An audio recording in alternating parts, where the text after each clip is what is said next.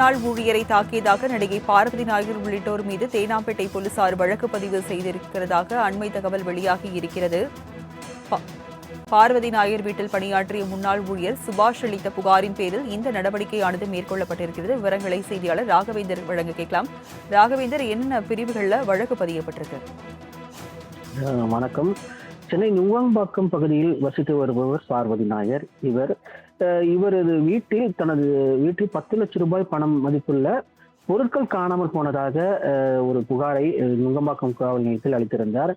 அந்த பொருட்கள் காணாமல் போனது தொடர்பாக சுபாஷ் என்பவர் மீது சந்தேகம் இருப்பதாக அவர் தெரிவித்திருந்தார். சுபாஷ் கபூரும் ஒரு புகாரும் அளித்திருந்தார்.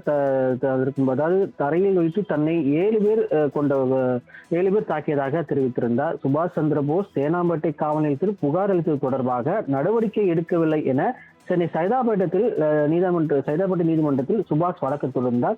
வழக்கை விசாரித்த நீதிபதி உடனடியாக தவறான வழக்கு பதிவு செய்த விசாரணை மேற்கொண்ட போலீசார் மீது வழக்கு பதிவு செய்து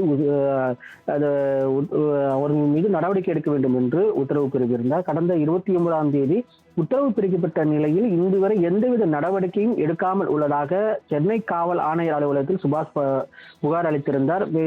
இதுவரை எந்த ஒரு முகாந்திரமும் இல்லாமல் என் மீது அவதூறு பரப்பி தன்னை தாக்கவும் செய்துள்ள நிலையில் தான் தாழ்த்தப்பட்ட சமுதாயம் என்பதால் இது போன்ற இழிவுபடுத்தினர் என்று வேண்டுமென்றே இந்த வழக்கில் சிக்க வைத்திருப்பதாக தெரிவித்திருந்தார். அதன் அடிப்படையில் இந்த விவகாரம் தொடர்பாக தற்போது சென்னை தேனாம்பேட்டை போலீசார் சுபாஷ் கொடுத்த புகாரின் பேரில் வழக்கு பதிவு செய்திருக்கின்றனர். பார்வதி நாயர் உள்ளிட்ட 7 பேர் மீது இந்த வழக்கு பதிவானது செய்யப்பட்டிருப்பதாக தெரிவிக்கப்பட்டிருக்கு.